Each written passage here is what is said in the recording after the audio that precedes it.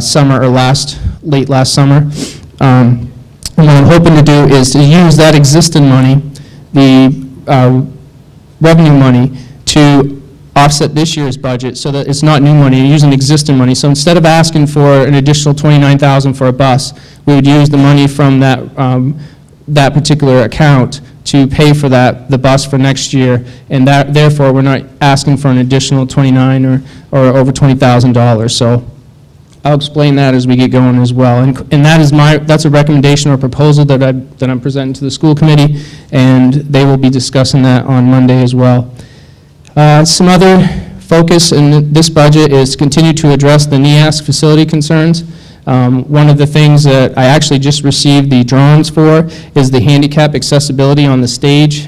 For those that are familiar with the report, the NEASC report, is when there's no handicap accessibility to the stage currently at the high school, and right where the entrance is on the side, there's a metal beam that comes down from the ceiling that actually blocks that particular stairwell, and we've been written up for that. And this would actually, by using some title money or ADA money, we would be able to put a handicap accessible lift and a new stairs, and that would, well, I'm hoping that will resolve that issue with NEASC. The other piece is the PWS and LHS heating systems. We did convert both the high school and the middle school over to natural gas last summer. As a result, there were savings there. So some of the projects that you've seen, some of the equipment that we've been able to purchase was a result of the savings that we had from converting from oil to natural gas. We're in phase 2 of our renovations at the high school. The phase 2 is currently going to be in the remodeling of the boiler room. Taking out the hot water heater, which is currently leaking. We'll be replacing that with a new hot water heater. And in the process, we'll be changing the rooms over from steam to hot water. So it's gradual steps, and for those people that are on the facilities committee, I wanted to thank you for all your work this year. And again, there's no, as of right now, none of these proposals, whatever, are increases in our budget. We're actually working within our own budget. We've done some transfers through the year, and we'll probably need to do transfers, or we're hoping to be able to do transfers and use existing money to do these renovations. We're doing them a small piece at a time, anywhere between $40,000 and $150,000 whenever we have available funds. We're hoping that we will receive some unanticipated revenue from Main Care later on this year, and we'll be able to use that, roll it over, and put it into the facilities so that we don't have to go out to bond for any of our projects. Again, the short and long-term building renovations are all part of our 5 to 10-year capital improvement plan. We wanted to put together present a fiscally responsible budget. We wanted to consolidate resources with the town and area school systems. Proposed local contribution this year is $5,460,073. That includes adult education, and the total general budget, including adult education, is $14,156,478, and I have specific slides that will break that down. The administrative recommendations in this proposed budget include an overall budget increase of 2.89%, which is around $533,527. The total budget, including adult education, as I said, is $14,156,478, and the total amount to be raised locally is $5,460,073.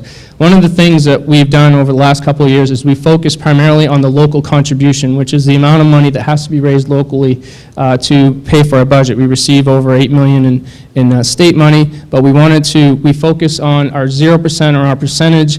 What we focus on is how much it costs you as a taxpayer for the school department and the adult education department here in the school. In this particular budget, the increase is, again, around $184,292, or 3.5% difference from last year. One of the things I wanted to share for those that have not been following along, we've had a lot of our numbers have changed significantly since January. One of the things we did want to do earlier is we did want to have a We wanted to have a May referendum so that we didn't have to notify our probationary staff or non-renew our probationary staff. Unfortunately, when we were trying to have these discussions about our budget in January, there were so many variables that it was very difficult to propose a budget, and at that point we were 342. The increase in local contribution would have been 342,000. In February, it dropped to 298,000. In March, it went up to 319,000. In April, I actually presented the subsidy sheet to the school committee. It was at 195,000 or $318, but one of the things that Kathy had brought to my attention is that we hadn't budgeted for our substitute bus and van drivers, so that brought the amount up to 220,000, 143, and that was in April. And then May, one of the things, a lot of things have happened. The reason why these have gone down, I'll explain a little bit later in this presentation. But in May, or as of today, it's 184,292, and the reason why it dropped from the 220,000 is we did have some student services that we didn't need to pay for another district place student that we determined, and we also had a retirement, and we adjusted the salary for that particular position based on a new hire.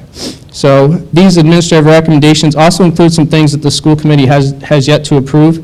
One is the start time.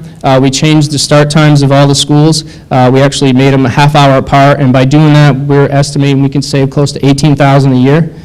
So that proposal is included in this. We have reduced a lot of student services, or I'm sorry, support services, not student services, but support services, where we're looking at asking existing staff to cover various things and various duties, and by doing that, it saved us close to over $100,000 per year just on that. But again, it's going to be asking people to do more with the same amount of money that they've had over the last couple of years.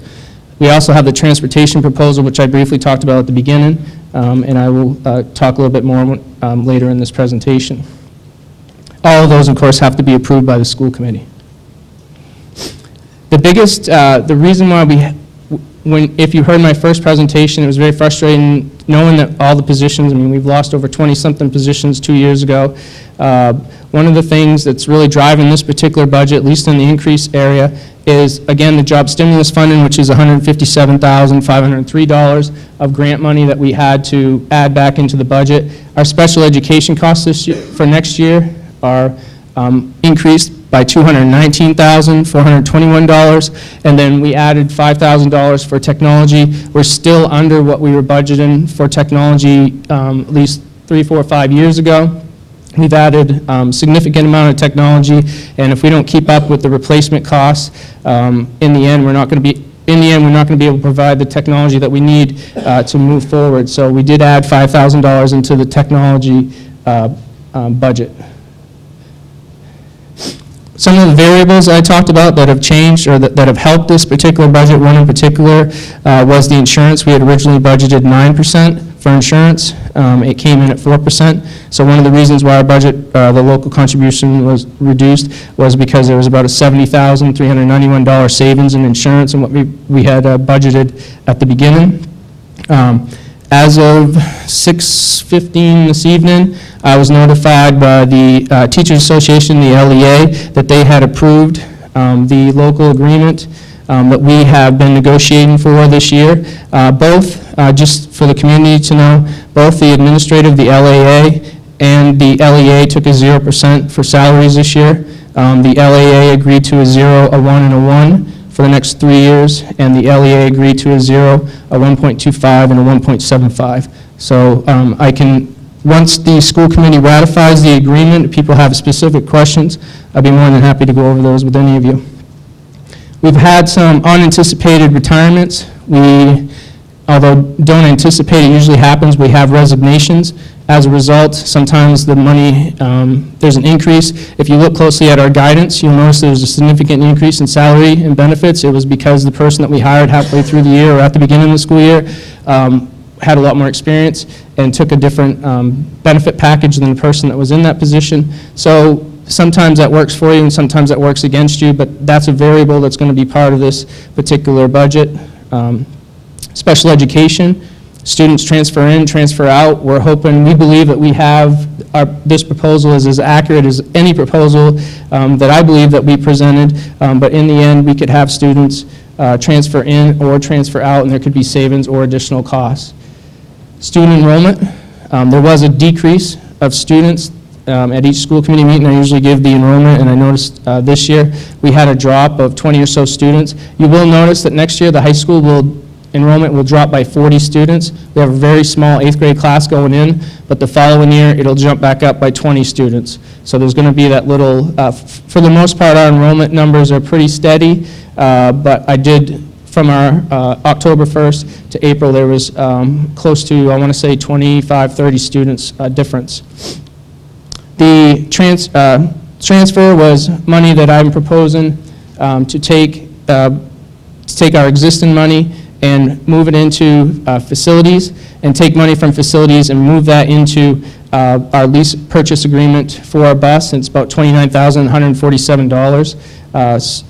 So that money there, we're using existing money that you've already paid instead of going out and asking for an additional, because that first year you have to pay the full amount, and then the state will reimburse you 60%. So by using that particular set amount of money, we'll be able to purchase the bus, and I won't have to increase the budget, because our original budget was increased by over $60,000. We did have 2 buses. We do need to start replacing buses. We haven't done that in a while. We just learned, I haven't received the official word yet, but the state voted on, if you've heard me present, on the refurbishing of buses. They have a company in Limestone, and they will refurbish your older buses as long as they qualify for around $30,000.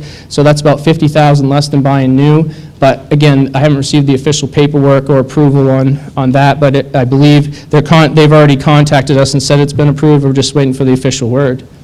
This budget actually did have an increase in state subsidy. Now, the state budget hasn't been approved yet, but by all the conversations and all the conversations and the information that I'm receiving is that I believe that the numbers that we've been provided, the preliminary subsidy numbers, will stand as is, and then if there are any changes, what they would do is, if there was a reduction, they would do a curtailment, which means that we would have to reduce our budget next year by however much that they determine, and we've had to do that in the past. So my only concern is if that number changes, which I've said all along, I believe it probably will be decreased.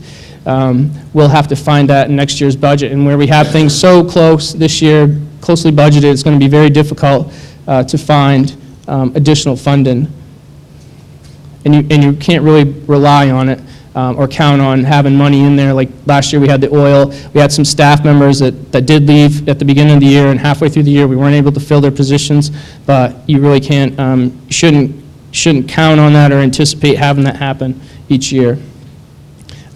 This presentation, I don't know if I mentioned at the beginning, but it is available online. All the materials are available online, so you can look closely at the 9-year, it's actually the last 10 years of history of just the school department. And on this particular slide, it talks about the amounts for the general budget, the state contribution, and the local contribution. And all those numbers are the same as what I've reported already. I've also included in this as an entire school department, and I actually realized this last year when we were presenting, because my numbers were off from what Steve was presenting for the town, and it was because we weren't including adult education. So if you keep hearing me say including adult education, it's because for years, whenever we've done these presentations, the adult education part wasn't in there, but you as taxpayers are responsible for that portion of the adult education. So we have changed those slides and included the adult education in our history graph. And then I actually created a separate graph for just adult education and the amount that has to be raised locally, which is $99,285. Last year it was $98,610, and they did receive less in state subsidy. Just a history of local contribution. In 2010-2011, there was an increase in the local contribution of $262,598. In 2011-2012, there was a no increase. We kept the budget the same, so there was no increase in local contribution. And then 2012-2013, as I mentioned before, we do have this particular budget is proposing an increase of $184,292.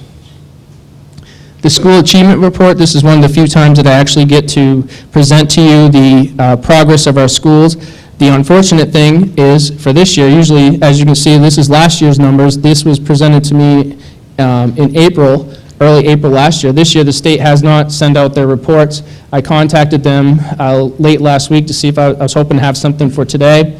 They said that the numbers would be sent out shortly. I'm not sure when they will be distributed. But one thing that, if you remember, I reported that the key piece to remember, the adequate yearly progress, the AYP is what you'll hear. You'll know that our schools, the LCS is on monitor status, PWS is on SIPS 1, and the high school is on SIPS S, which is they've not made adequate yearly progress for 5 or more years. That is, as I mentioned before, that's somewhat misleading because the target or the number that they are asking you to reach has increased significantly, and eventually, I think 2014, they're asking that, or they're saying that 100% of all students in all schools in Maine will be at or above state average. And so what I've always said is you can't focus necessarily on the AYP numbers because they keep increasing or raising the bar on those particular numbers, but that our students are showing growth. And for the most part, over the last 3 years, at least on this report, you'll see that LCS and PWS showed growth. They had significant growth the year before.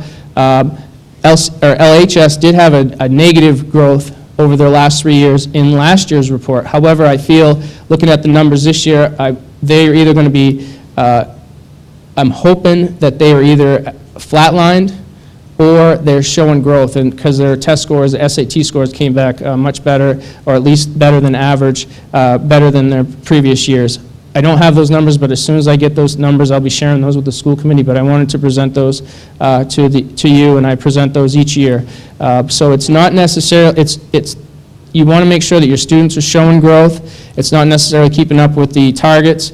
Over 250 schools, I believe, last year did not make AYP as a result of the increase in the target scores. So in 2017, I believe they keep changing the dates, but in 2017 we'll be doing a whole new assessment, so all this information for the most part is going to change. Our testing's all going to change. So I'll be updating you probably next year with more information on that. The number that most people here are probably interested in is what is the impact on taxes?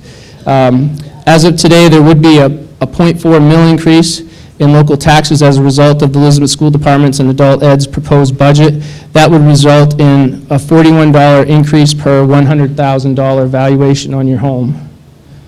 And these, I know Kathy and I, this particular piece, the mill rate and stuff is something that's difficult for us to calculate, but I believe that that's pretty close to what it will be around for the school department's budget based on the proposal that I'm sent out this evening.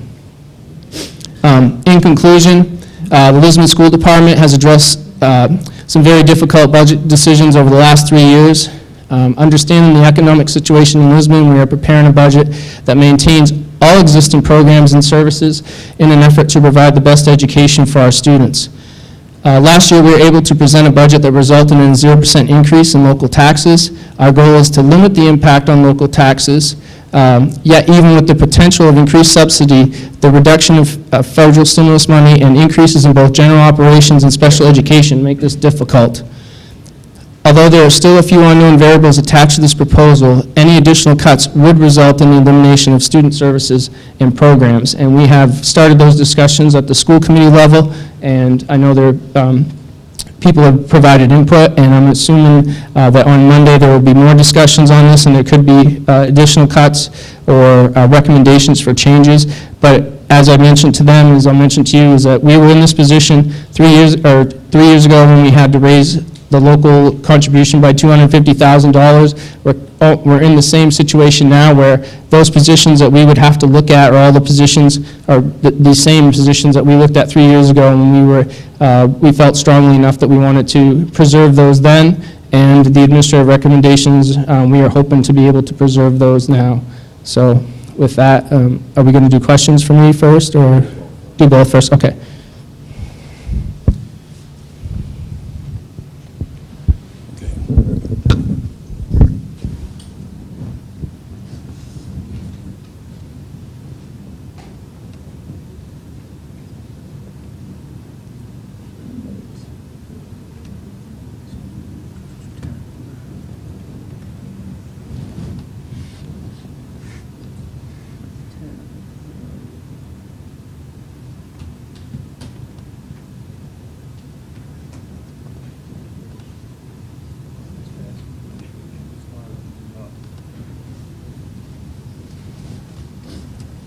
It's running off that, so it should be all set. Good evening. This year has been an extremely difficult year trying to keep our service levels up. The council tonight is hoping to hear a lot from the public in terms of what you would prefer to have for service levels. The goal of the management team and the council is to balance the level of service that we can afford with the residents are requesting, with a focus on maintaining or improving that level. We want to continue our infrastructure improvements moving forward. We've done quite a bit in the last few years to buildings and some of our road work, but we need to continue to move on forward because we have a lot to do. We work to a budget for long-term benefits for the community. We try to not just see the short-term goals that we have and things we need, but we try to look out 5, 10 years to where we will be and what we need to do. And also to provide a workforce and an environment that is healthy and productive for employees.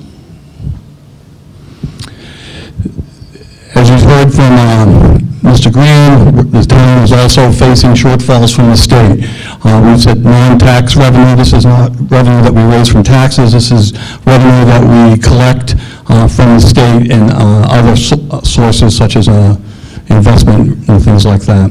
The state revenue sharing this year, we've gone about 3 different times, and the final number we have is we're seeing a decrease of $10,000 in our revenue sharing.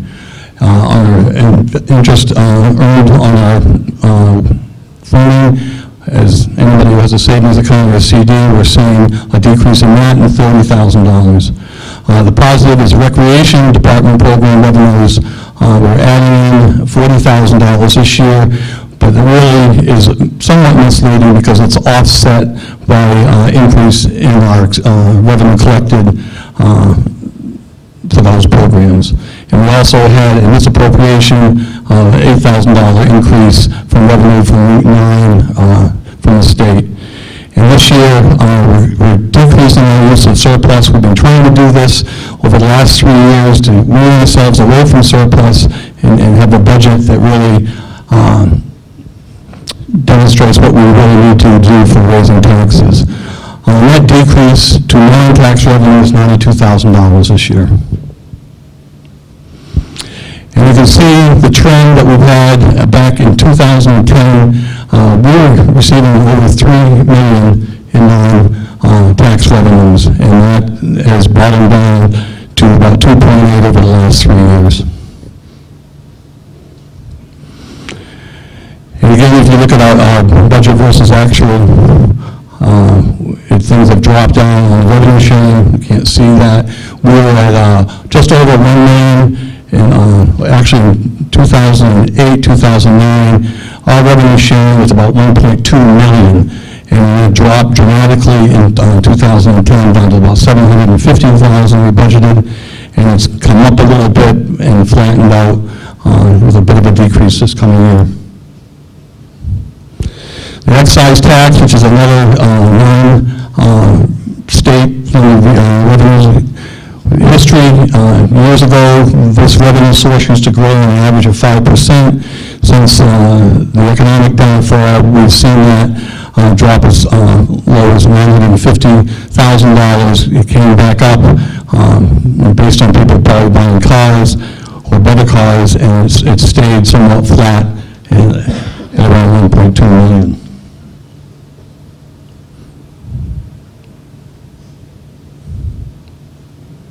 What happened here?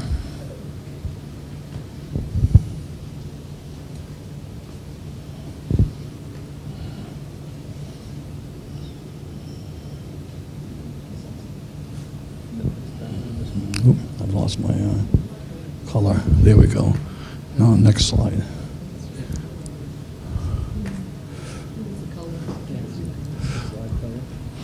Okay, well, I guess we'll have to work from memory on this one. What's that? You want to change it?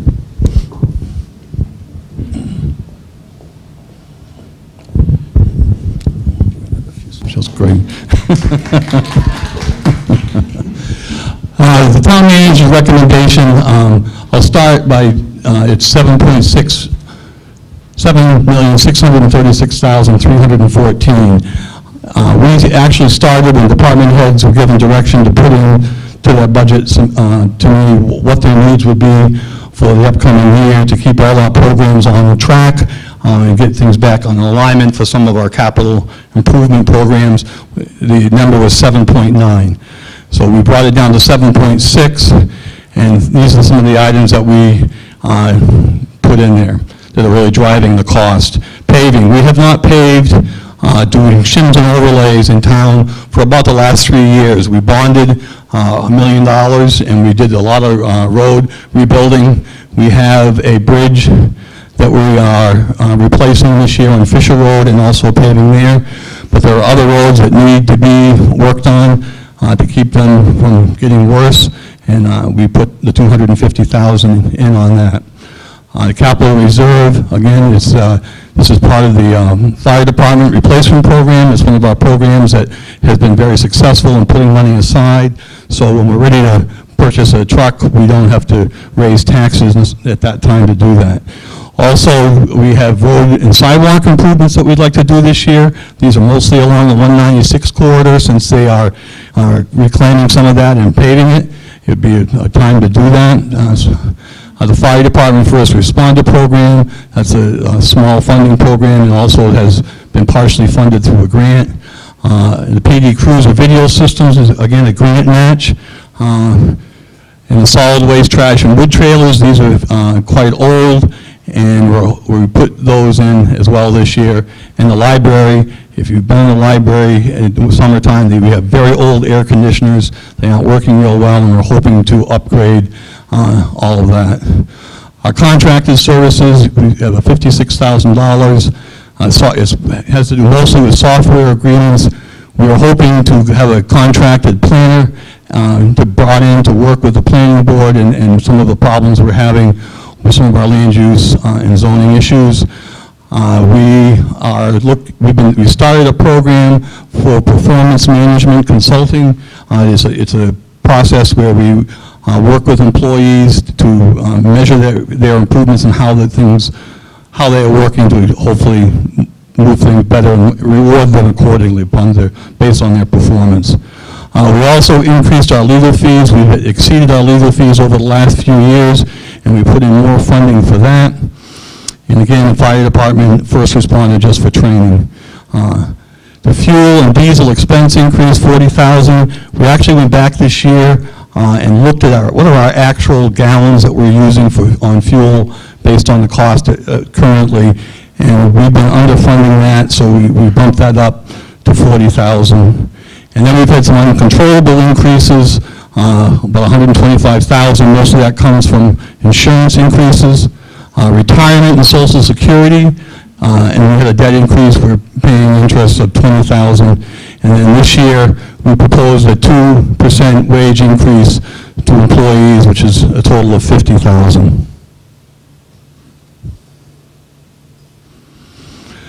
If you look at the spending trends since 2001, they stay pretty consistent with the school. We stay flat, a little climb, we drop back down again, and then start to climb a little bit, consistent with what our needs are.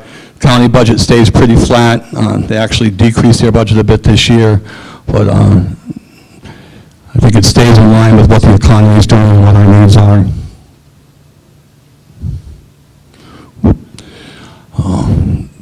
I'll just discuss this. This has to do with our current mill rate over the last 10 years, and if you could see the upper part, it's just Lisbon, and we stayed consistent over the first 2001 through 2006, and then we dropped it down in 2006, 2007, and did this again in 2007, 2008. That's somewhat misleading because it was offset by use of surplus, quite a substantial amount of money, $500,000 in some cases. Then we brought it back up in 2009 using less surplus, kept it consistent, and then 2010, 2011 is when we made the adjustment to our assessing, our certified ratio went from 56% up to 80%, and this year will be at 83%. But we kept it flat for the last 2 years at $21 for a mill rate. And if you were able to see this bottom chart, it shows the area tax rates in surrounding towns, and they all vary somewhat based on their certified ratio. Some towns are at 100% of their value, some towns are at 80% or higher. Ours at 83% this year. Earlier on, our tax assessor said we were at $21 now. If you were to do that at 100%, our tax rate would be $17.40. So it stays within the range of all the towns that are basically at 100% of value. The breakdown by department, the 22.5% is public works. That's one of our larger areas because of equipment needs and the number of people we employ. General government is 30% of our budget. Police is 16.4% of our budget. The county tax is only 7.4%. Debt service 6.7%. Public services, which is a bus service and some social programs, are 6.5%. Fire is 4.8%, hydrant rentals 4.9%, and all other small items is 0.5% of our budget. Public works, public safety, and general government make up 73.3% of our overall budget. I thought we would show some of our uncontrollable expenses this year. If you look at the increase we have from last year, it's a 10.13% increase in our budget, in our request. The difference is $702,296. The increase just to our uncontrollable expenses is $191,285. They've gone up that much, and these are things that we can't control. Again, you look at the budget trends over the last 4 years. We've stayed very consistent with general government staying within the 29.7% range to 30.2%. Public works, very consistent again. We've seen little drops and spikes back up, but we've stayed around the 22 to 23% of the budget. Police has stayed extremely consistent and actually has dropped from 17.7. They are 16.4% of our overall budget. And public services, again, has stayed consistent with 6.1% in 2010, and this year is 6.5. So it's our budget trends over the last 4 years has stayed really very consistent. This one we need to see, so we'll fix it. This is a municipal budget breakdown summary. 51%, the larger piece of the pie, consists of wages and benefits. We're a people-based organization. We need people to perform the services that the public wants. Police, fire, the general government, public works, all require personnel. The next one over is contracted services. That's 11% of our budget. County tax, again, is 7.4%. Debt services is 6.7% of our budget. Supplies is 6.1%. Equipment and capital is 8.8%. The hydrant rentals is 3.8%. Repairs and maintenance, 2.1%. Of our small items are 2.1%, and professional development is 0.6%. So you can see the bulk of what we spend is in personnel. So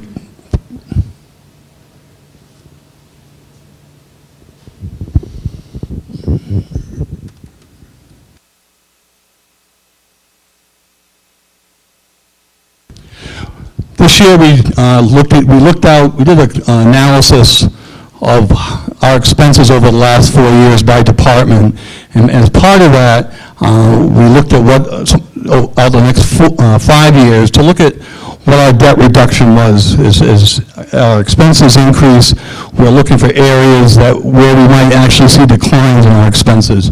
And if you look at the debt service, as of 2013, we have a debt service of roughly $15 million. By 2018, that will drop down to 8.5.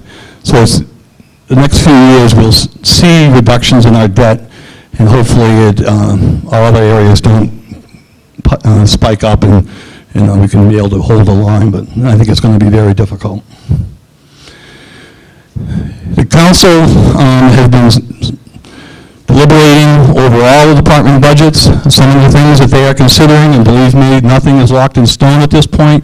We'll be back at it next week to start looking at what reductions or areas we can cut.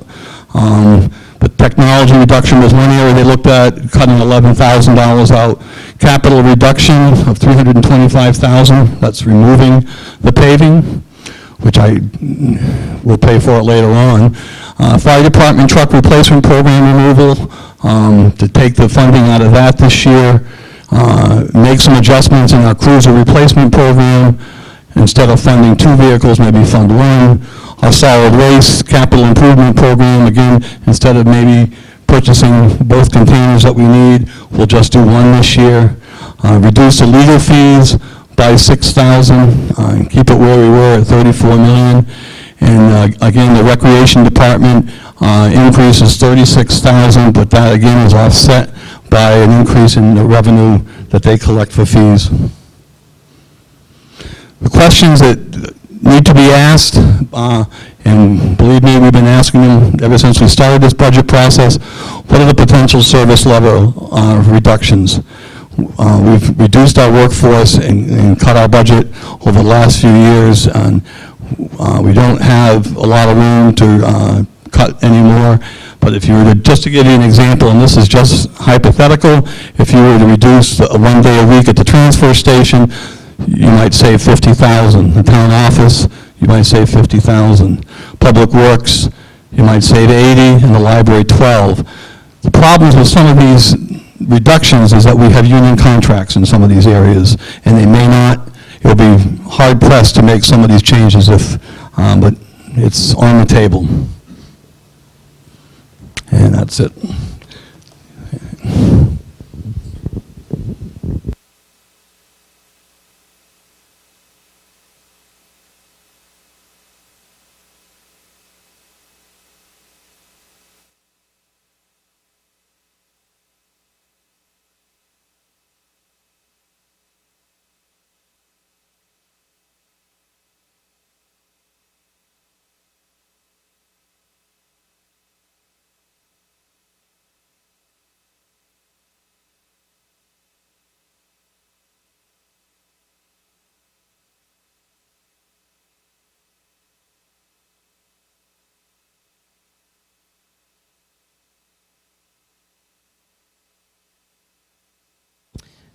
Thank you, Steve. Thank you, Rick. Very informational. First of all, I want to start off by thanking everybody that showed up tonight. It's very impressive, I got to say, for the last 4 years I've been up here. This is probably one of the bigger crowds we've had, and it's really good to see people coming out and having interest in the budgets, and hopefully voicing their concerns to actually help us make good decisions. As you can see, there's been a lot of preparation with this budget. There's been a lot of hard work, and one of the things that's been very disappointing being on the council for the last 4 years is during budget seasons, it's not what we can add, it's what can we cut. And that's really it's very hard to deal with. And I think the council is working very hard this year, just like the school board, to try to make the best decisions. None of us want to cut services, because as you can see with the school, it's really hard to improve your services if you're actually cutting budgets. So we're trying to balance that off, and as you can see, we got pretty much everything on the table. There's not a whole lot of meat left on the bones, if there was any that had been cut off the last 4 or 5 years. So now we're basically just looking at what we have left as services. So tonight, what our hope is to have some input from the public. And what we would hope is that you would actually give us your concerns about services, and kind of guide us a little bit on what you would like to see, if there is cuts, or what you'd like to see saved. And again, what we have is we still have everything on the table. The school board has done a wonderful job and worked really hard, and they're pretty much where they're at this point until they get some a little bit more input. The town's been working, as a council, been working with the budget, trying to get a grip of what we have and what we can do. But again, it's it's the story that we've been dealing with the last few years is trying to do more with less. And unfortunately, every year it seems to be getting less, and less. So we're trying to balance that off. So we want to do the best we can for you, because that's what we do, is represent you. So as we go tonight, we'd like to have you come up. If you do have some concerns or questions to ask, I'd like, just for a matter of time, so everybody has an opportunity, I'd like to have people come up and speak once, and then possibly come back for a second turn once everybody's had a turn to speak. I'd like to have you, if you could, come up and ask questions, and, spend, between 2 to 3 minutes, if you could, to actually ask your questions, and from the school and the municipal side. And after that, we'll have a return. We'll have Rick and Steve and any of the employees here of the town to answer those questions to the best of our ability. What I'd like to do is keep it strictly to the budget, what we're dealing with tonight, just to try to keep it so we're here to listen to you, and this is the opportunity, so hopefully we can keep it straight on that format. So saying that, I'd like to have it start. Anybody that needs to speak needs to go to the podium, and if you could, say your name and where you live, and then ask your question, and we'll do the best to answer them. Thank you.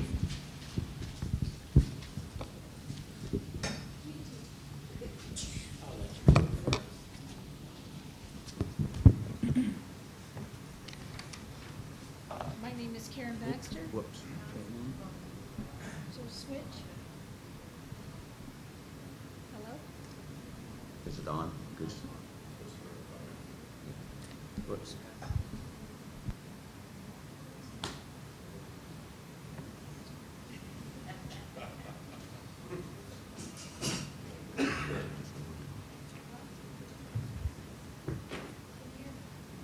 Not yet, we're working on it. I think they just got to. I heard a click. Test. Yeah, I think you're good to go now. Okay, my name is Karen Baxter, and this is my first budget. Yeah, unfortunately, I think we still need to actually get it turned up a little bit.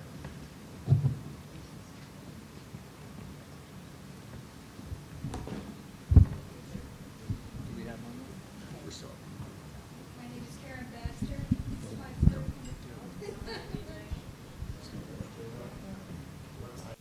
Karen Baxter. Forget that. Try now. My name is Karen Baxter. It's my first budget meeting. I work for a nonprofit in Brunswick.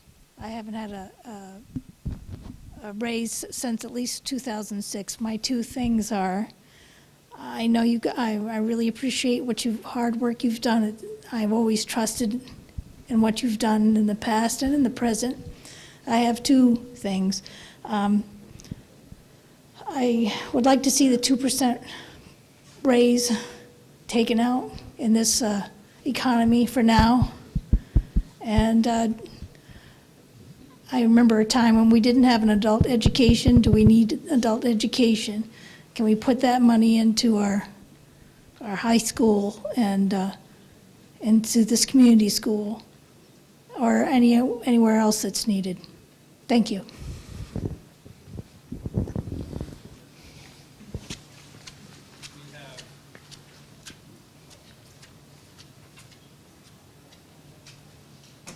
Rick, you want this one? Oh, there we go, sorry. I can answer the adult education. We have a lot of members of the community who take advantage of the different trainings, classes through adult education, and quite honestly, we have a number of students, regardless of whether they dropped out of school 10 years, 15, 20 years ago, who come back and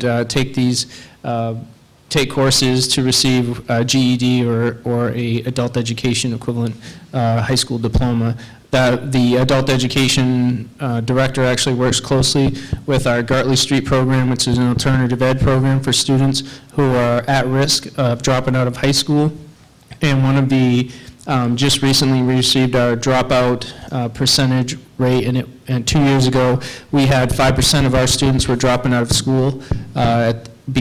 Since we've added the alternative ed program, our number has decreased to 2%, which is probably one of the lowest dropout prevention or dropout rates in the Androscoggin County.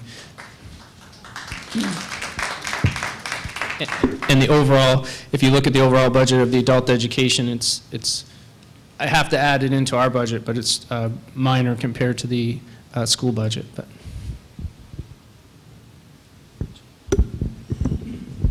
The 2% is something we're looking at this year. It is a recommendation that came forward. One of the hardest things we struggle with is we have a lot of fine town employees. And over the last few years, we've asked, every time we have reductions and cuts, we ask them to do more for less, like most of us. So what we're trying to do is trying to balance the idea of making sure we take care of our employees, but also keeping a fair budget. So again, that's in consideration this year. The town council is looking at it, and it's a fair proposal. Whether or not we're able to do it or not, that's something we just have to balance out.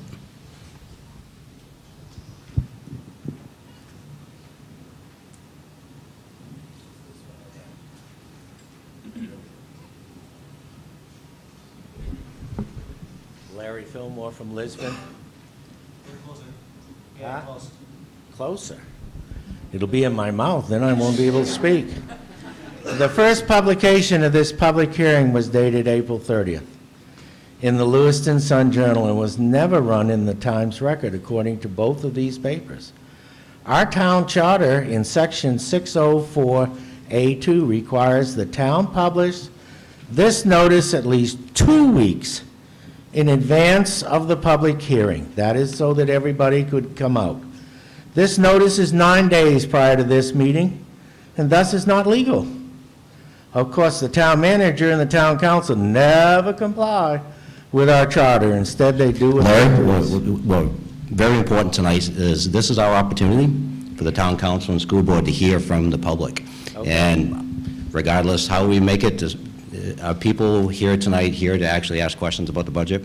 And hopefully they are. If they are, hopefully they can come forward and do that. It's really not the time and opportunity to have a logistics, whether what you want to call it. I mean, this is what we're here for tonight, and we're going to continue along with the process regardless, Larry. And Okay, I feel that that's fine. it's I just want to put it on record, okay, that you guys didn't comply with the charter. That's all I'm doing. That's fine And then to we'll go voice on your from there. opinion, but if you could get to the budget questions, that'd be Sure. awesome.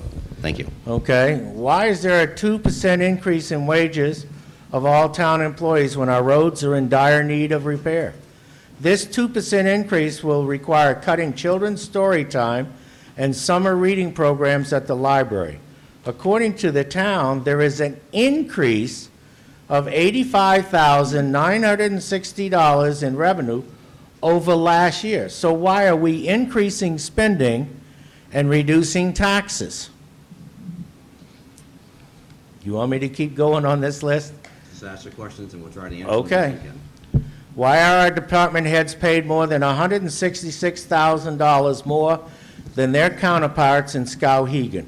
We could utilize this $166,000 to improve our roads or pay for a few capital improvements. Why is the code enforcement officer being changed to a part-time position when the state is requiring 5 more inspections? When you want to add another position for a planner because the Economic Community Development Director is not doing his job.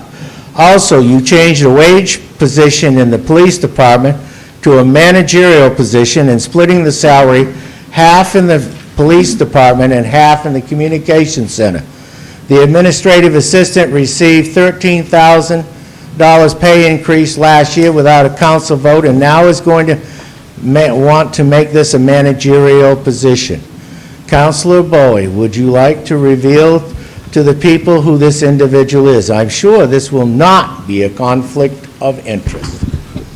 The police department wants to spend $10,000 of matching funds for cruiser video system and $15,000 for matching fund for furniture in the communications center, which has 2 consoles and 2 chairs, but 1 operator at a time. The budget has approximately $55,925 in professional development. Remember, the town has 2 department heads whom do not possess the credentials required for the position, but they are receiving a salary equal to their full requirements. Because I could not get an exact number from the town management, I was forced to go to the tax division at the state to get... Larry, could you the- actually just go straight, just questions, more so you're doing more presenting than you are question asking, if you could, Okay. please. I'm just trying to figure out why we're short $7,271.50 in the undesignated fund. Thank you. And I'll do my best to answer some of these, and then maybe we can actually move on from there. Again, the budget is proposals. We actually haven't done it and signed a line for anything. When you start comparing our town with other municipalities, the comparisons aren't really comparisons, apples to apples. So, I mean, it's very unfair to do that. The code enforcement part is strictly recommendations for the budget. I mean, we haven't discussed those. The planner does a totally different job description than anybody that we have on staff at this point in time. And I guess you were implying about a $13,000 increase to somebody way off. It's non-factual. It's not even close. I mean, I know where you're leading with it, but you're not even close. It's a representation of something that you're assuming is not factual. The police department matches for the equipment, those are budget-wise to actually keep going forward. It's not actually a match. It's actually funding. There are some matches within the budget, but again, it's really hard to answer questions, I mean, or direct questions when you're basically just presenting. So, I mean, hopefully I did what I could.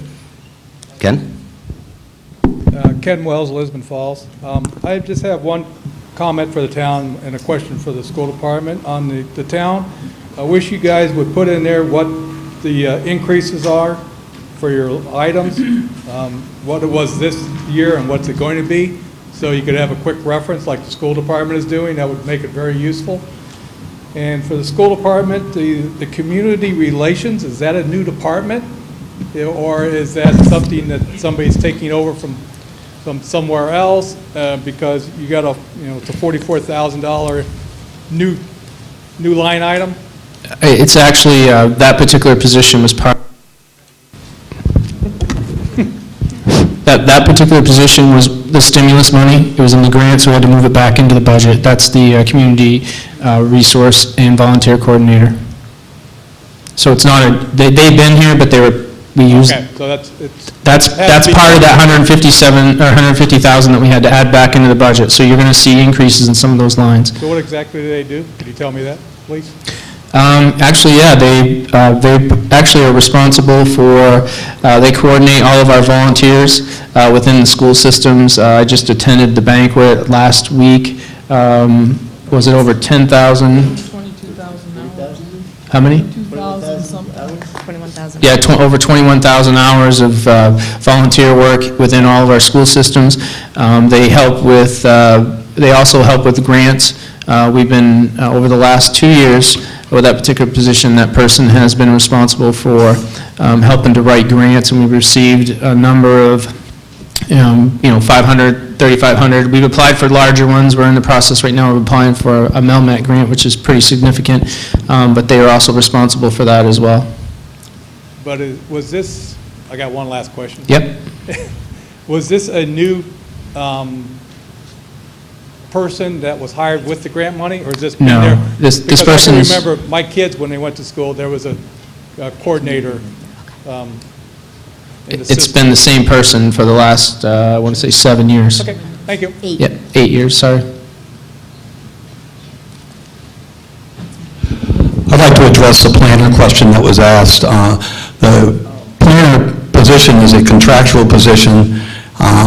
It is not for the Economic Development Director. This position is to help work with the planning board and walk them through some difficult situations we found ourselves in with land use issues.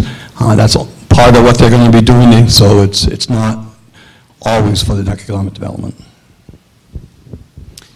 Next person?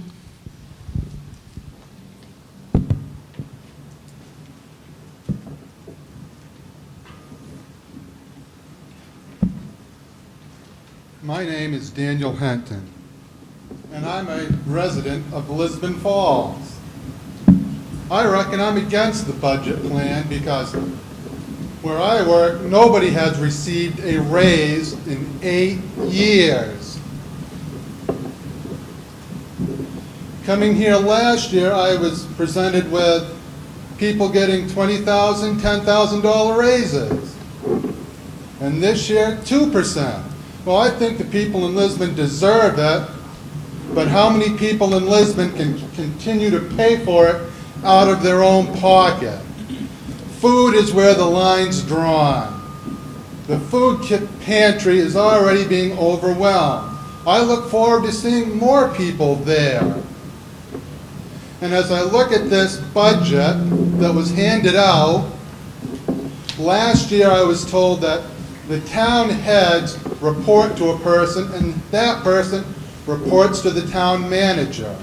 Experience counts. It matters.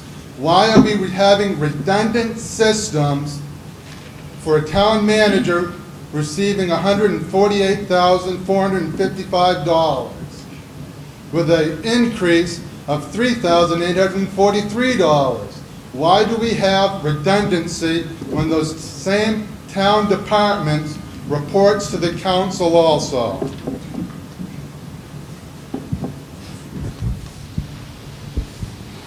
The 144 figure is not just for the town manager, that's basically that whole department.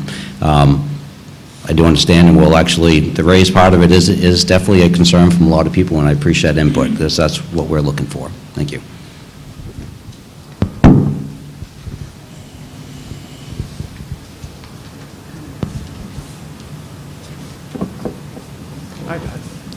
My name is Don Fellows from the Lisbon side of Lisbon. I just wanted to see if I understand what I heard tonight and what I think I've heard before. I've not been here recently, so the original budget proposal increase on the part of the town was $702,000. That's about right. And a $92,000 expected decrease in revenues. So that together would add to about $980,000 roughly. If you add 0.4 mil or $185,000 on the part of the school department, the total is somewhere around $980,000. So at $980,000 or thereabouts, we're talking just about a 2 mil increase if you round numbers, maybe 1.9 or something like that. If all of the amount of money is taken out of the budget as the town manager proposed in cutting of the streets and closing the library and all of that for part of the time, it takes out, conservatively speaking, $300,000, maybe.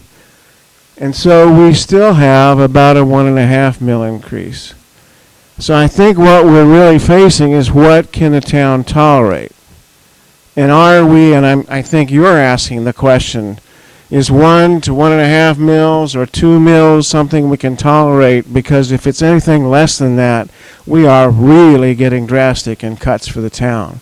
We're going to have services that are much worse than you ever dreamed of. So I just want to make sure that everybody hears what I think is the truth, and I don't know if it's been presented before that way. Thank you. Thank you, Don. And that's one of the things that the council and the school board has been working over is the idea of what, I think we're faced with the idea that there will be a tax increase. I mean, I don't think there's any way to avoid that. The question is what do we think that we can tolerate, and through that process, what can we lose to tolerate it? Whether or not the numbers on the mill, I mean, it's very unfair to try to calculate those, but you're pretty close, and that's where we've been asking. The idea is where you see Steve cut the capital and cut on days the council actually just asking the questions, what can we do to try to reduce this? We've been cutting, like I say, for the last 4 years that I've been on the council, what else can we do? We're to the point where there's no more meat on the bones. We're cutting bones now. We're cutting services. So that's what we're trying to do. And that's what we're asking tonight, as Don implied. We're asking you to tell us whether or not you want us to, if there is going to be a tax increase, if that's something that would be favorable, and most people won't be, but, what can people actually live with? And if there was, a reduce in services, where would that be? It's very tough, because every part of this town is very favorable to people. If you have kids in school, the school is really important. If you visit the library weekly, the library is really important. Everybody wants to be able to dial the phone and have a police officer and the fire trucks roll into their driveway when they need to. Everybody wants the streets plowed. Everybody has a service that they depend on. And unfortunately, we have put in a circumstance where we can't really make much cuts without reducing those services.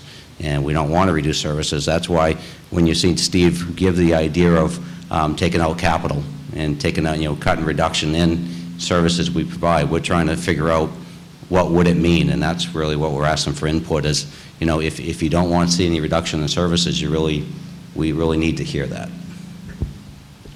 So anybody that has next?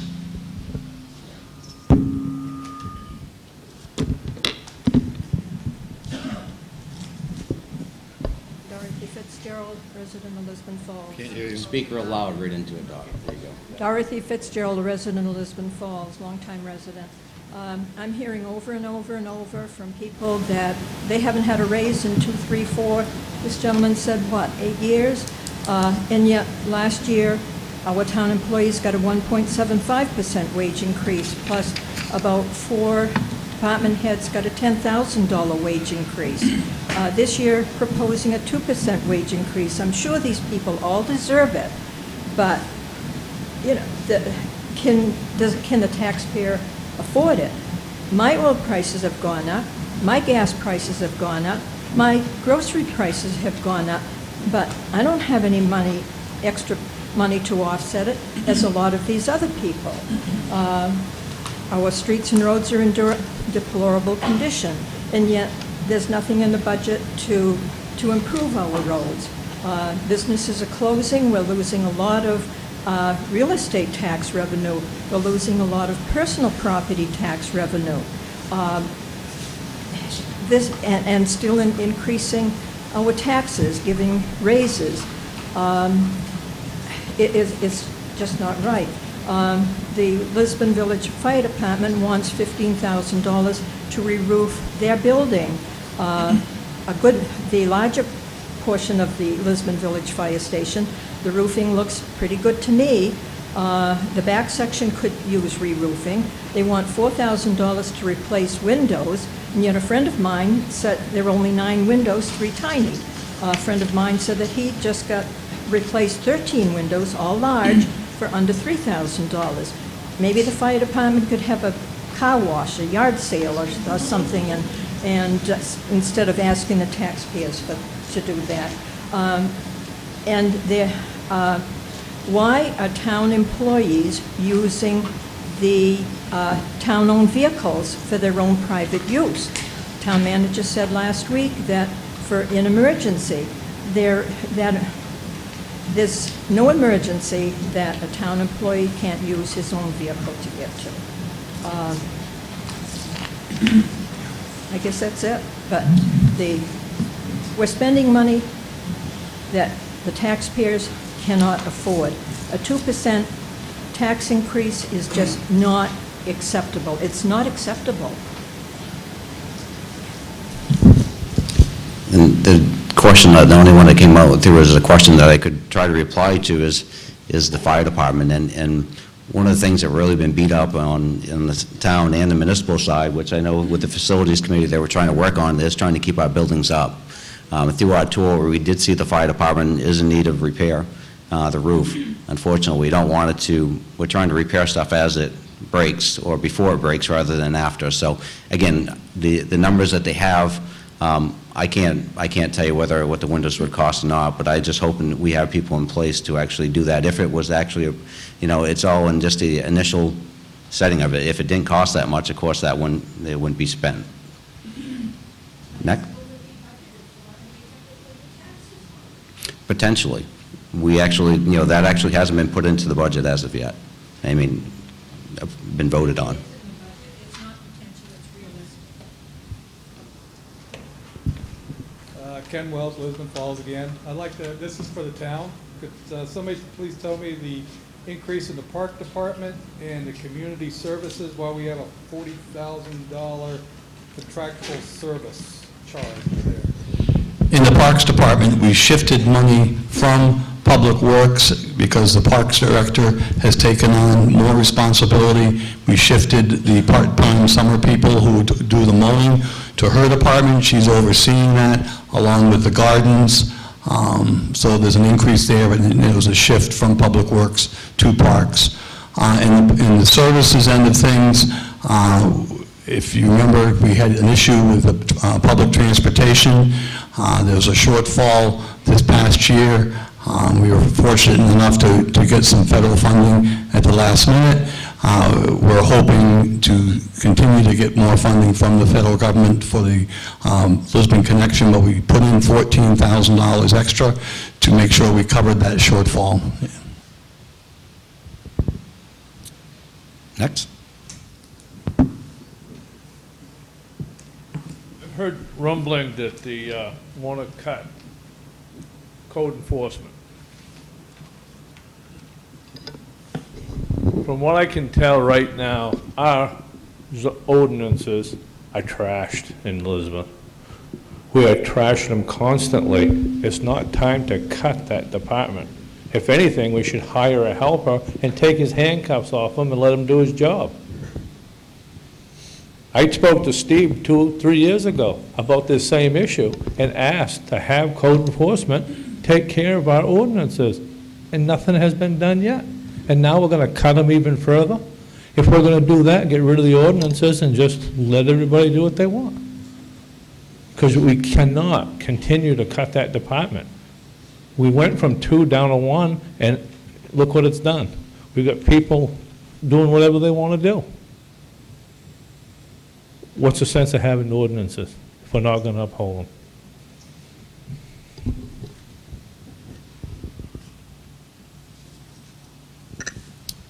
The code enforcement, Steve had put something in the budget as a proposal when you were trying to balance out the idea of the planner. I mean, I know the council has had a lot of discussion, and I don't believe that decision has been made, and I believe that we're taking that under consideration quite heavily. Next.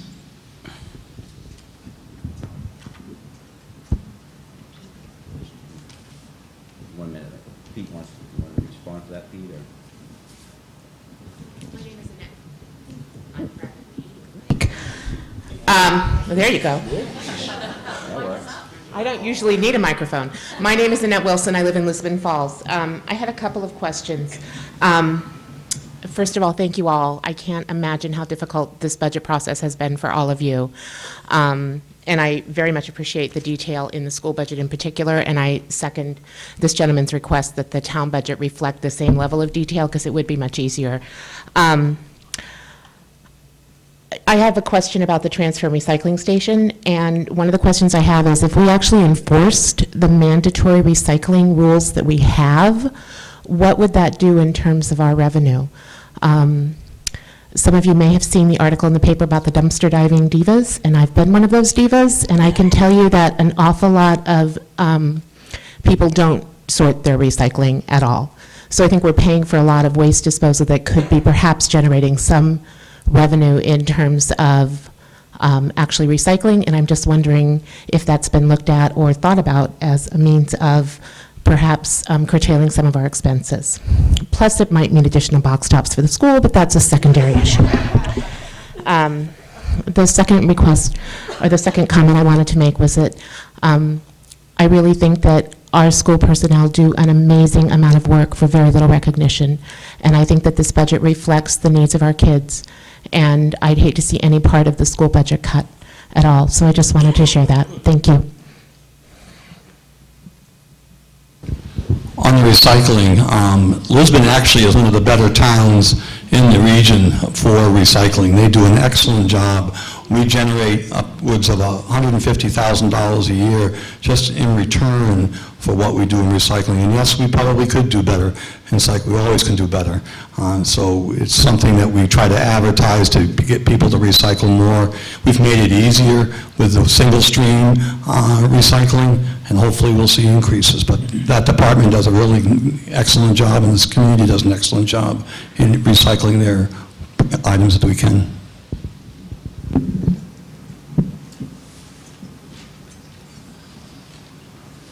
Hello? Yeah, I'm speaking both as a taxpayer and a school board member. I hope the town council in their wisdom will follow suit and follow what the school department has done. Our administrators and department heads are taking a 0% increase in salary this year. I hope the town council will be, in their wisdom, will follow suit and go through and with their administrators and department heads and limit them to a 0% increase this year too. If we're sacrificing on the school side, our administrators are sacrificing, and I think the administrators and department heads on the municipal side can sacrifice too.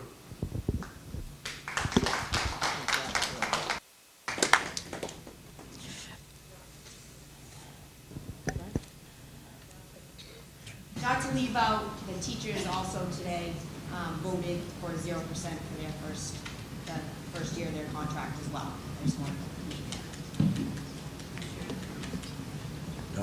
Dr. Fitzgerald again. I would like to commend Richard Green, Superintendent of Schools, and the school department for their hard work on the budget and coming up with such a small increase in their budget.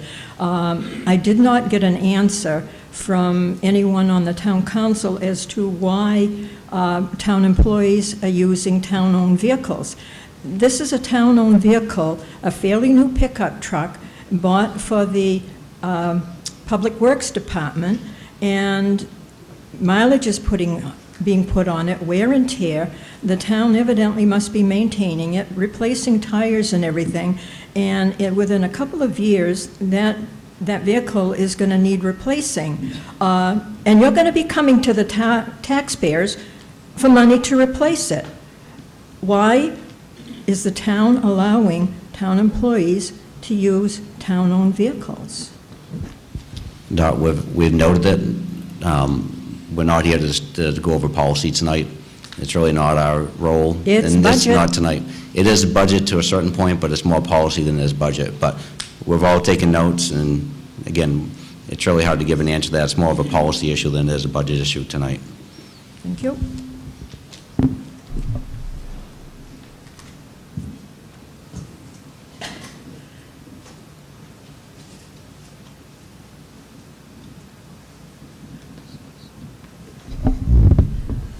I'll try to be shorter.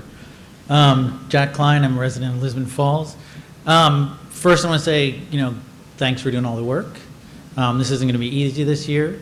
For the town, I have a couple questions. One, just a tactical issue. Given that the teachers just voted to take 0% and the department, the heads, the principals and things have just taken 0 as well, you might think about it. Taxpayers are going to be looking at it. The other question is, there's a structural issue in the town in terms of tax revenue, which is that in the past, personal property taxes have been relatively high. They're obviously going down. If we're losing Celotex as a personal property tax generator, there's nothing there now. Dingley Press is depreciating all their equipment unless they buy new. There's going to be no more tax coming out of there. It's going to be getting lower every year. So even if you kept the budget absolutely flat from now until the end of time, the property tax amount every year is going to go up equal to the depreciation of the personal property taxes in the town.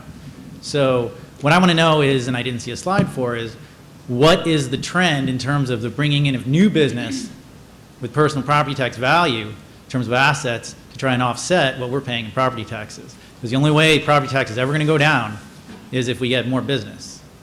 Or we just decide to eliminate all services and we can become an unincorporated county. Then we can just move north. So that's sort of the first question is, it would be great if you would address that, because I don't think everybody quite understands that what we're dealing here is with a structural problem.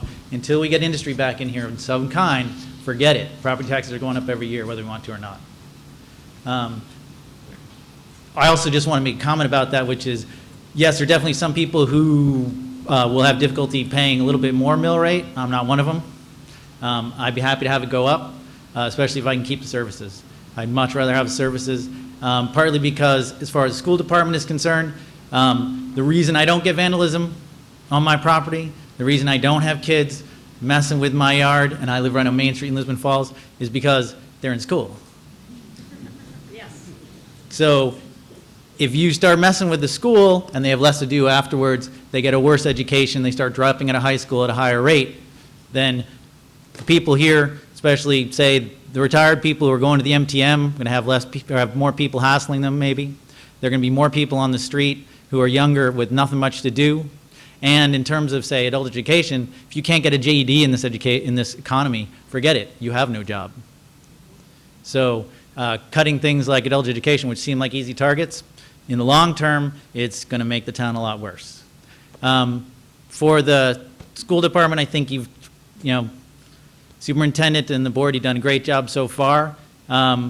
Just be aware at this point that, as you know, you start cutting any more to try and keep the taxpayers happy, the school's going to start suffering severely. And in the long term, that's going to mean that people like me who have a choice are going to leave. Because I have a son in LCS, and my plan is that if the high school doesn't get better by the time he's there, I'll just take him out, leave, because I have the option of going somewhere else. So just be aware that I'm not the only one. I know quite a few different families that are in my similar situation. And when the time comes, if we got to go, we got to go. We like being here. But we also have to think about our children first. And so do what you can. And I hope that others here, I mean, one of the things that is frustrating as a taxpayer for myself is that when I hear people say, well, I don't want to pay more for the schools, yet these are people who had their education paid for when they were young. So I hope everyone will remember that. So from the town side, the question really is, can you say something about what's happening with the structural problem in terms of, as personal property tax revenue decreases, property taxes are going to go up no matter what? And do we have a trend upward, downward? What's happening with personal property? Because all of this bickering about small amounts in the budget aren't going to mean anything if personal property keeps going down.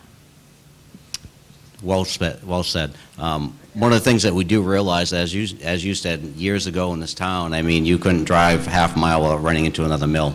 We actually had 4 large mills in town operating that generated a lot of tax revenue. As you've seen, those mills are falling away, and we do have businesses falling away, but unfortunately, it's not just Lisbon Falls. It's basically statewide and actually nationally. Lisbon actually is, how to say, I think the future is very bright. Now, we actually have some things that are working on right now. We actually have a development up in Lisbon, Kelly Park, that I know the planning board and Scott, our economic developer, has been working very hard on, and that's a very bright glow in our future to actually increase our tax base. The mills, I know Scott works very hard every day trying to find every avenue to try to revamp the mills, the properties of the mills themselves. Being where we are located, we actually have lots of possibilities, and we have a lot of area that could be used for growth. So I think as a town, we actually have a really good prospect to actually prosper and actually help keep that tax base balanced. I don't see us keep falling away. In the short term, it's going to be tough, but long term, I think we actually are probably in a better place than most of the communities around us to actually help that. And there are people working every day on that, and believe me, they are.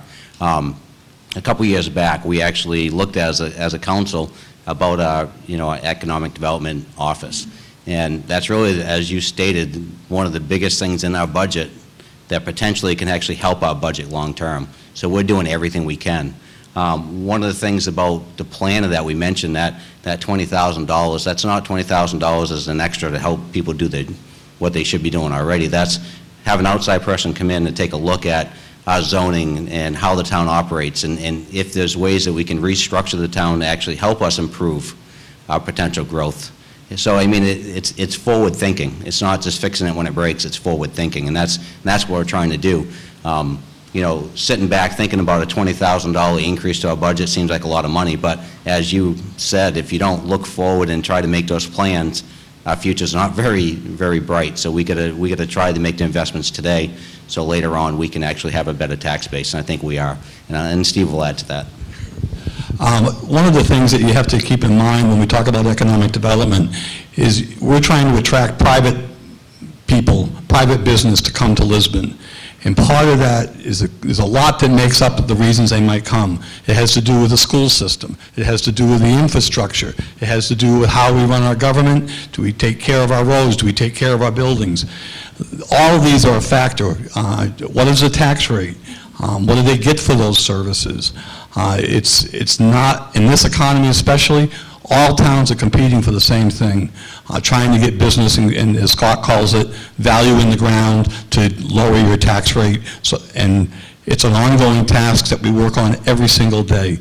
And Scott Kelly has put a tremendous investment into this community. I think it's going to be very successful. We have a company down at the old Knight Solitex that is working with Scott on a regular basis. Once they get that cleaned up, asking what can we bring in there, because they would like to get rid of the property but also see it developed and cleaned up. So it's an ongoing battle, and we have to do the best we can to attract people. And all the things that you heard tonight are all part of that. So we all have to work together. Thank you.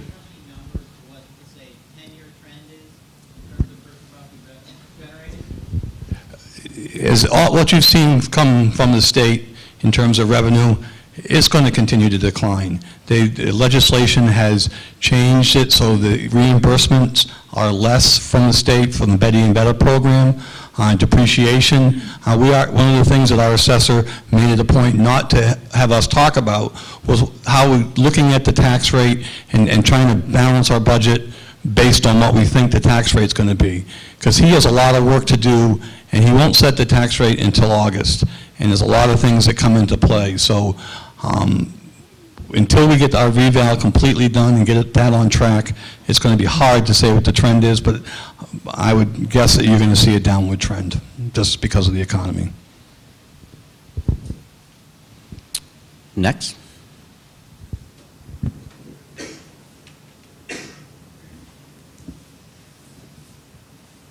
I'm still Don Fellows. I'll make it brief. I really only want to make 3 quick points. One, in defense of the planner, whoever, wherever it's put in the budget, $20,000 is pretty cheap investment, or 25, whatever it is. It's 20 to 25. To help this town develop so it can be much more inviting to residents as well as businesses. As I must confess, as a member of the planning board is full of volunteers, and we could use all the professional help we could get. We have a tough time finding volunteers for that too, so if there are any out here, make your, this is an advertisement for that. The second point I want to make is that if we must reduce the budget over what it was initially proposed and what is now presented tonight, I think, except in a very few spots, that you have already mentioned that our ratios overall by department spending and by region, or whatever we're calling that pie chart, are pretty well balanced from year to year and haven't changed a whole lot. So I think if we must reduce the budgets, reducing them as a percentage universally is probably a best way to do it. And if it has to be 10% or it has to be 3% or whatever it is, to take it equally from the municipal budgets. I think the school budget is probably as thin as it can get. And the third point I would make is that none of us want to pay more taxes. None of us want to pay more for fuel. None of us want to pay more for groceries. Of those 3 items, 2 of them we're going to pay. We don't have a choice. In this town, only the voters make the choice. We have to decide also if we want municipal services as badly as we want fuel and we want groceries, and as well as school services. So I think we have to keep that in mind. If there's an increase, we got to take an increase. We just have to make it logical. Thanks.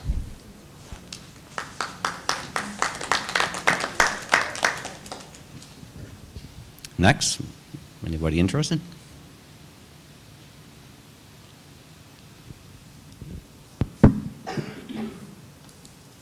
Evening, John Wiersbicky, resident of Lisbon. Something I've been mulling over in my mind, I'm trying to figure out, and if I can get maybe any type of rough ballpark estimate. I know there's no way we can come up with any type of hard figure, but one of the things that a lot of people are expressing a lot of concern about is some of the capital stuff that we're looking at trying to put in. If we don't put that in, instead of having to do some repair and refurbishment in a few years, say 5 to 10 years, we have to do replacement. Any type of rough estimate on how much drastically more it would be if we had to do that? Because that might shed a little bit better light on things. Say we put shim and overlay, we're putting 100,000 in now. If we don't do that and the roads deteriorate and we have to completely redo the road in 5 to 10 years, instead of $100,000, is that going to be $800,000, $900,000, $1 million? That's the thing I'm looking at, trying to find out. Thank you.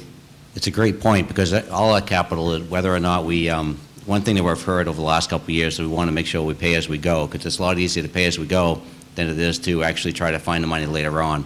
One of the things the town did quite a few years back is actually do a capital program for the fire department, where every year you put in a little bit, and then when you get to the point of needing a fire truck, you can purchase one or fix it.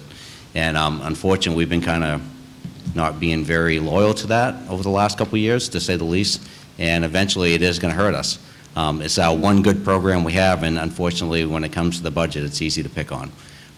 When it comes to roads, there's no question about it. That's been the discussion we've had at a lot of our meetings. It's either pay now or pay a lot more later. There's no question about it. I think that's what your point was trying to be. Shim and overlay, if right now I believe there's either 2 or 250 in the budget. It's actually moved a little bit for repairing roads. You know, that equals out to very little road. It really does. I mean, to be honest with you, that 250 would go very quick, and you probably wouldn't notice much of the difference on some of the roads. But if you don't start somewhere, so you're never going to progress forward. So that's really, it's easy target to take out, but at the end of the day, like you say, the price of fuel doesn't go down, the price of, hot top doesn't go down, the price of labor doesn't go down. So if we wait and wait and wait, eventually we're going to be caught with an expense that we can't afford. So, thank you.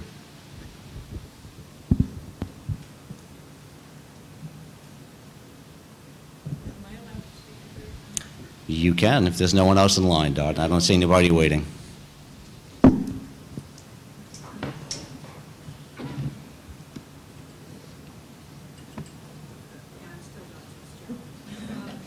I would hate to see code enforcement budget reduced. We need it badly. There are junkyards throughout town. I'm a realtor. I've been showing property.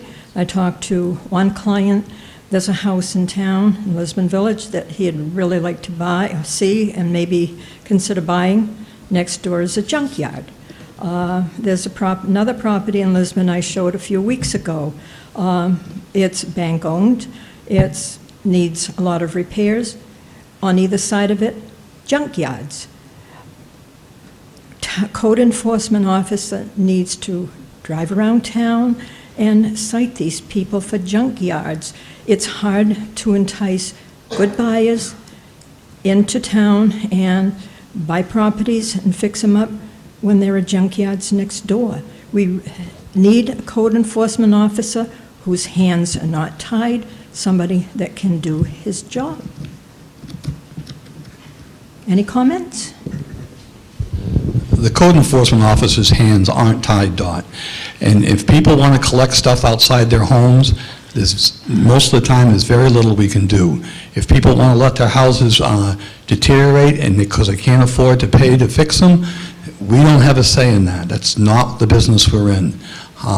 We've talked about a property maintenance ordinance here when I first came, and it is a very difficult topic to bring up to the public to all of a sudden start telling them what they have to do to their homes to keep them up.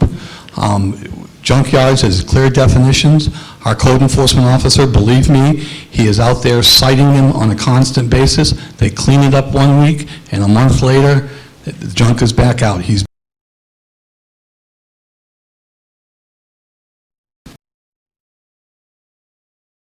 allegiance to the flag of the United States of America.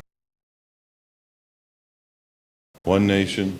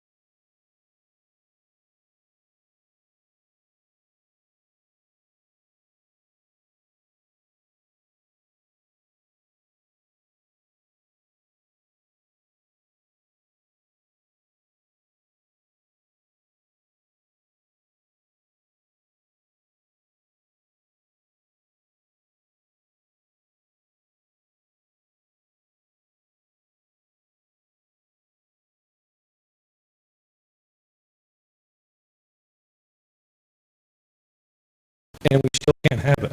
So what sense is it for anybody to come out of their home? At this and point, come to Roger, we really need for time-wise. Let's try to keep it, and that's a discussion that will be ongoing, and we are working on it. But we need to have direct questions for the budget if we could, and that's pretty much what we're trying to keep it to. We need our roads fixed, Ron. Our roads are deplorable. And that's good to know, because that's definitely a concern, yep. I want to thank everybody for their opinions tonight, because when we were doing this budget, it's very hard. 3 years ago, we had to cut 27 to 30 positions, and the high school took a straight hit of that cut. And the teachers and the staff have stepped up to the plate and done well over beyond what they're asked to do. So with this budget, this is a slim budget. We are cutting still. We're cutting back. We don't want to cut anymore. I know that the budget on the town side is high, but I hope when you do vote for the school budget, you will think the school as a positive for your town, that the kids still get the education that they need, that they continue to grow. Our dropout rate is dropping. They're staying. We're not perfect. We're trying to improve. We've learned something new, maybe up in the high school more to the public, which the high school has improved over the last few years. The test gradings are getting better, and the children aren't dropping out. So please, when you go to vote for the school budget, please vote in favor of it. I know it's a raise in taxes, but it is an income for people to keep moving here to have a good school system. Thank you.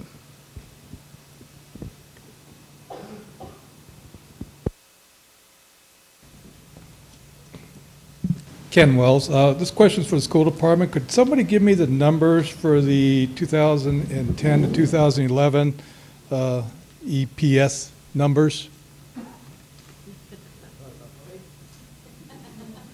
The essential program services. Yes, which ones are you looking for? Because I actually brought that. 2010 to 2011. 2010 and 11? You said last year it was covered by a lot of the grants? Well, federal. No, the 150, the essential, everything that we've added back into the budget is above the EPS formula. I actually have this year's formula, or the results. Are you looking for something in particular? Because I don't have the 2000. I just want to know how much money was was over the 100% of the essentials. Because it was 80,000 last year. And Yep. what was it the year before? Now it's 400,000. It was more than 80,000 because we focused on that when we made those cuts. That's why the number went down so much. I don't have it in front of me. I can get it to you, though. Okay. Unless, I don't know if Kathy is on your computer. No, sorry. I did bring the 2012, 2013 because I did think your wife was going to ask me about those, so. And she knows that I've been looking at those very closely. And I was going to run over and tell you after the meeting, I was going to show you that we actually are we are at or below EPS in almost every area, with the exception of nurses, which we've always felt that the community's always supported having a nurse in each building. We're over in a couple of other areas. And if you want those specifics, I'd be more than happy to share those with you. But I don't have the... I can give it to her. I will. Okay. Next.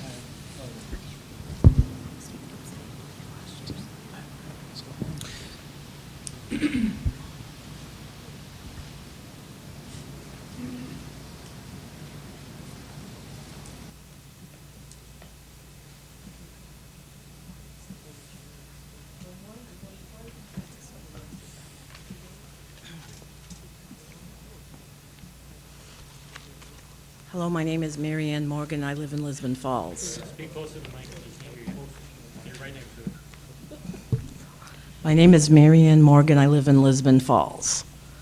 I've looked at a couple things here in the budget. For instance, not to pick on any particular budget, but under library, under director manager, it says 2%, and under the other wages, it says 2%. But if you look at the figures, 44,598, and then you go in 2012, and then you go to 2013, and it's 49,610. That's way more than 2%. And the same thing under the regular wages. It went up 10,000. That's more than 2%. Why? This year, there were some adjustments made to some of those positions, but this year you also have step increases that aren't included in the 2% because of years of service in some of those positions. Okay, one more question. I looked at the general assistance budget. Now, that's gone up 3,000. That's an independent contractor. Why would that go up 3,000? We just budgeted more because we're supposed to get reimbursed by the state. We haven't seen that money, but we get 50% of what we spend for assistance to our citizens that need help. We get reimbursed, so we made an adjustment. That doesn't make sense because you get reimbursed from the state for the general, whatever you spend on general assistance. But this is a private contractor that's going up 3,000. Have you ever put this out to bid? No, we haven't. Why not? Because we like the employee we have. She gives us more time than what she puts in for hours. Doesn't even equate to what she's earning for that amount of money. And I have one more question. I would like to echo what Mr. Larry Fillmore said. He asked about a certain employee that got $13,000. Well, apparently that's not accurate. But what is the amount? Just to dispel rumors. That 13,000 doesn't actually, that's a number that was pulled out of kind of thin air in a sense. What we were actually showing in the budget was the idea of transferring a supervisory number. That wasn't an increase at all. That was actually just that wage. It was actually split amongst two budgets. The assumption that actually was a personnel that got a $13,000 raise is strictly an assumption. It has no fact bearing at all. Well, then how much did this particular employee's wages go up for that management position? That does not actually show a wage increase. That's actually the budget that was moved across. That swapping of it doesn't actually represent a wage increase. Again, it's not a definite answer I can give you, but it's the assumption that it was a $13,000 raise increase is incorrect. Exactly, and the assumption of what employee it is, it's not. It's actually an employee that's been doing this for quite some time. I don't want to know the name. I think we should just talk about the positions, and that's what I'm talking about. The position is the same person that's been doing it. It's strictly a budgetary item to swap between, reflecting that person's time between those two areas. All right. I guess I would like to say, in lieu of the fact that there are many people out there who are working and getting zero increases, and some of the employees are getting step increases, why not take away the 2% and just give them the step increases? Because that's maybe more than a lot of other people are getting. And there's a lot of foreclosed homes in this town. Who's going to be left to pay the taxes? The council has looked at different